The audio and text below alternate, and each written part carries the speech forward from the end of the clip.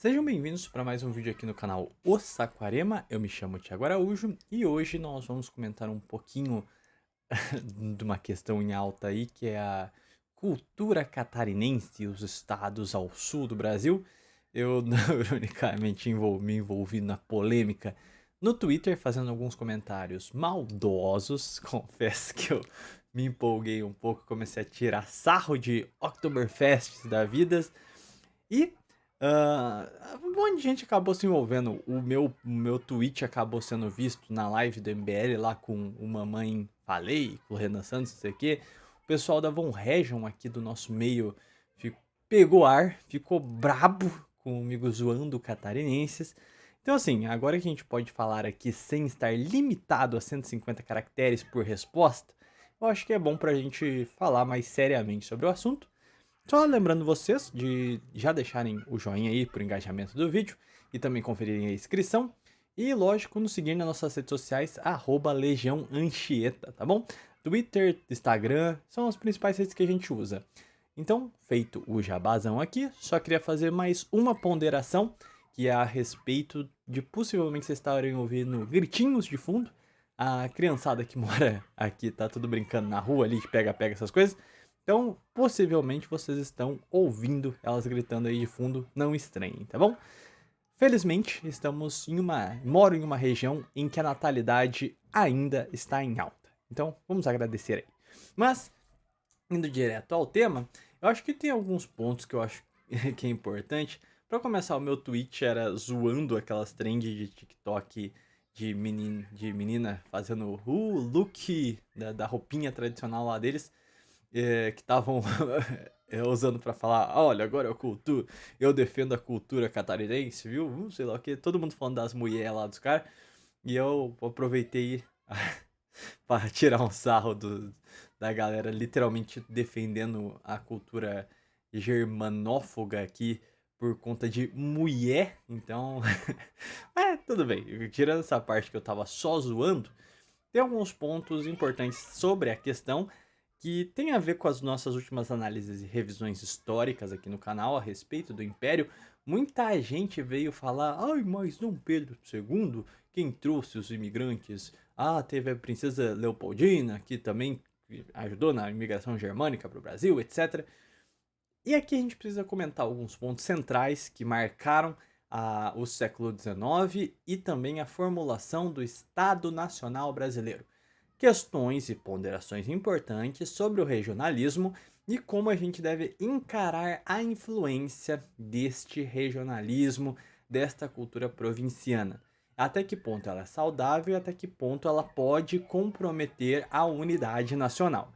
Isso foi um ponto muito suscitado e revirado no século XIX, com ecos até mesmo no século XX. Então, primeiramente, a gente tem que entender um período primitivo do Brasil que a gente sequer concebia a ideia de Estado. O Estado, tal como a gente conhece hoje, não era uma concepção para o Brasil até o século XIX. A gente não precisava se desdobrar sobre o que é essa identidade, como exatamente um Estado deve se portar com as suas diferentes culturas. Tanto é que a gente adotou um estilo de vida durante o período colonial muito interiorano, vindo da questão do latifúndio, da centralidade do meio de produção, desse afastamento, por exemplo, da capacidade da coroa ter uma burocracia profissional do lado de cá. Então, nós temos um povo que se acostumou a viver de forma autônoma, muito ligado justamente com a realidade dura de domínio dos trópicos e até mesmo na questão religiosa, né? O próprio Gilberto Freire desenha o Brasil como uma região onde o Tribunal do Santo Ofício não conseguia ter a mesma ferocidade. Então era meio que um paraíso de fuga nesse sentido religioso também. Tanto é que o sincretismo foi muito forte no período colonial.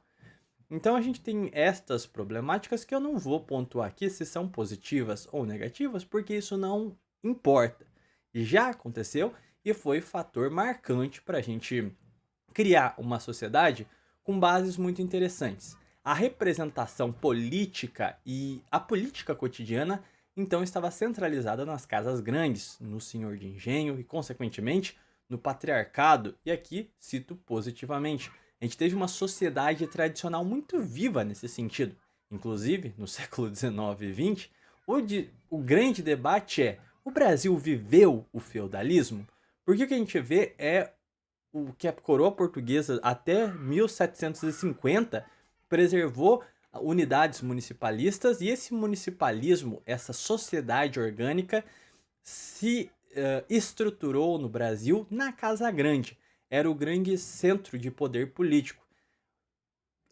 Olhando agora, sem fazer vereditos sobre os lados positivos e negativos da centralidade da Casa Grande, o que a gente pode perceber é que a gente teria um momento de tensão na instauração de um Estado moderno, um Estado nacional presente. Isso se dá no momento da independência. Por que que isso é complicado? Qual é o grande ponto de tensão? Que é justamente o Estado, principalmente o Império, ele é centralizado, ele precisa que as suas leis, que os seus mandos sejam acatados de norte a sul, ao mesmo tempo que ele respeita a autoridade local e tudo mais, mas para tudo tem limite. E no caso, nessa transição foi um ponto traumático porque os interesses e essa liberdade provinciana que existia no Brasil era muito grande, a ponto de se colocar em xeque a autoridade do poder central, da coroa. Então, a modernização e criação do Estado Nacional Brasileiro passaria pela repressão dessas liberdades em soberba das províncias para fazê-las se ajoelharem diante da unidade nacional. Em outro aspecto, a gente pode observar a unidade brasileira e pré-independência. A gente pode dizer que o Brasil sempre foi uma coisa única, principalmente quando a gente vê, por exemplo, a Batalha de Guararapes. Os bandeirantes foram ajudar na expulsão dos holandeses. Se a gente vê como os jesuítas e bandeirantes cortavam todo o território, como existia uma importação de um modo de ser caipira, interiorano, tropeiro, graças às bandeiras, isso alcançou o Paraná, alcançou Santa Catarina, alcançou o Rio Grande do Sul, alcançou Minas Gerais, alcançou todos os estados do Centro-Oeste. Então a gente pode dizer que, apesar das diversas culturas que foram se formando nas localidades, todas elas também eram embebidas de uma certa unidade, uma certa conversação entre essas divisões. Tanto é que esse é o grande diferencial do Brasil para os Estados Unidos. A gente sempre se viu como uma coisa interligada. Os jesuítas, os bandeirantes, os nossos rios serviram como as artérias para a qual passava o nosso sangue, que é a nossa cultura e o nosso modo de ser. Então, apesar de todas as colossais diferenças provincianas, também existiam diversas semelhanças que nos mantinham unidos e visto como um povo único. Mesmo com toda a diversidade, por exemplo, étnica que o Brasil viveu. E o grande ponto que eu acho importante é que o desdobramento da Casa Grande foi uma resposta ao domínio do lusitano aos trópicos. Então, ele necessitava dominar essa natureza tão exuberante que comprometia o próprio desenvolvimento. Não existia técnica, método para o domínio dos trópicos. Então foi uma realidade dura e desconhecida a qual o lusitano teve que empreender. E nesse desenvolvimento, o lusitano, o português, se indianizou, teve que aprender as técnicas nativas, se africanizou nas relações muito estreitas da Casa Grande e da Senzala, para além de julgos morais, cito esse ponto aqui. Então foi um processo de ferro e fogo que fundou um novo povo. Era impossível dizer que o fidalgo português que se tropicalizava era igual o senhor que estava em Porto, Lisboa ou qualquer outra cidade. A arquitetura era diferente, os seus costumes eram diferentes, seus modos eram outros, sua cultura se alterava. Então se surgia um novo caráter, e era um caráter nacional, tipicamente brasileiro. Mesmo antes da independência, porque os trópicos mudou completamente a configuração do português e ele se mestiçou dos lados de cá. Então é também uma raça nova que surgia, que é a raça brasileira. Então a gente pode dizer que, apesar de todas as diferenças, a centralidade da necessidade de sobrevivência criou um indivíduo único, um indivíduo que se marca no domínio do novo mundo, no domínio das técnicas para ter soberania nessas terras. E isso é fundamental porque são séculos de maturação, de convivência, de problemas, de contradições, mas que com a catolicidade, com a mestiçagem, foram se amolecendo essas contradições, se harmonizando e se assentando para formar a sociedade brasileira. E esse é um dos problemas centrais da cultura catarinense. Ela não preservou, em essência, a cultura tropeira, caipira, bandeirante que existia ali até o século XIX. A massa de imigração germânica criou um senso de pertencimento maior à sua antiga raça germânica, à sua antiga cultura, e se empenhou em preservá-la de um modo a mestiçá-la devido às novas condições. Não dá para dizer que eles defendem um germanismo puro ali, não tem, mas ainda assim é algo muito recente. Esse apego à sua ancestralidade, à sua outra pátria, é algo perigoso, e eu já vou explicar o porquê. Ao mesmo passo em que se preservava isso, se tem a morte da cultura bandeirante, tipicamente brasileira, que pré-existe ali. Coisa que não aconteceu no Paraná e nem no Rio Grande do Sul. Então, perceba que a gente sequer pode generalizar esse germanismo como o Sul inteiro. Isso não se dá nos demais estados. E aqui entra o ponto de uma imigração recente, pós todo esse processo de maturação da dura realidade vivida no Brasil nos seus 3 primeiros séculos, as condições específicas que serviram para forjar a raça luso-tupi, depois com o advento da escravidão, se tem o elemento africano também, o germânico fica de fora de tudo isso. Você pode pegar, né, a influência de certos germânicos no começo da colonização, mas não dá para colocá-lo no mesmo caldo que fomentou a brasilidade. Isso é perigoso. Vamos lá para as contradições do Estado Nacional. Vamos voltar a este ponto. Quando a gente tem a independência, a gente tem primeiramente, a influência de muitos maçons, muitos liberais radicais, e a gente tem a tentativa de fomentar um certo federalismo no Brasil. Então a grande disputa da primeira metade do século XIX vai ser entre o projeto centralizado imperial de Brasil, onde se teria o poder central com delegações que responderiam à unidade, ou então este Brasil subdividido, o menos Brasília, mais Brasil. Esse projeto onde o poder estaria diluído nas províncias. A princípio, durante o período regencial, a segunda opção venceu, o federalismo venceu. E o resultado é que essas elites provincianas, acostumadas com as suas vastas liberdades senhoriais, se utilizavam do poder público para se perpetuar lá. E aí se criava caudilhos provinciais, porque os seus opositores eram expurgados da máquina pública, não tinham meios para conseguir esse poder político para fazer oposição, e o resultado é que, aliado a isso, as contradições sociais que o Brasil já tinha, desembocava em revoltas geralmente de cunho separatista, porque a moda era se rebelar contra a flor estranha do continente, que era um país monarquista. Então, o ponto é que, graças a esse federalismo, a gente criou uma situação insustentável que se desembocava na falta de representação social e política, que desembocava em revoltas separatistas. E o grande elemento dos sujeitos que queriam aflorar esse separatismo, para além de não terem poder políticos, eram tentar criar uma justificativa de uma cultura forte provincial, que de fato existiu em muitos casos. Então se utilizava de um surgimento de um caráter próprio para justificar a sua independência, a sua secessão. E Dom Pedro, assim que ele começa a ficar um pouco mais velhaco, ele já vê a necessidade de reformular o poder político, esvaziar o poder parlamentar e centralizar o poder da coroa. Tanto é que ele vai fazendo isso gradualmente no processo de conciliação.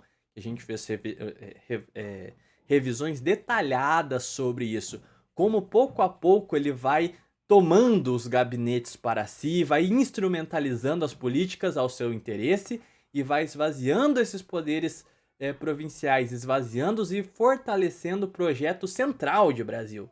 Tanto é que a gente começa a ver os conflitos no Prata, o contraste do Brasil com a Argentina, com o Paraguai, com outras nações, era sempre isso, um embate entre o centralismo monárquico brasileiro em contraste com o republicanismo federativo, descentralizado dos nossos vizinhos. E o Brasil conseguiu derrubar inúmeros governos argentinos, uruguaios, paraguaios, justamente se aproveitando dessa fragilidade do poder político deles.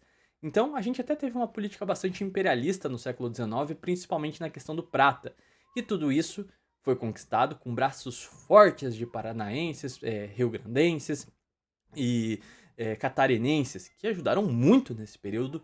Então, o ponto central é que a gente observou e sentiu na prática o quão perigoso pode ser essas vastas liberdades provincianas em fomentar esse modo único de ser do seu estado.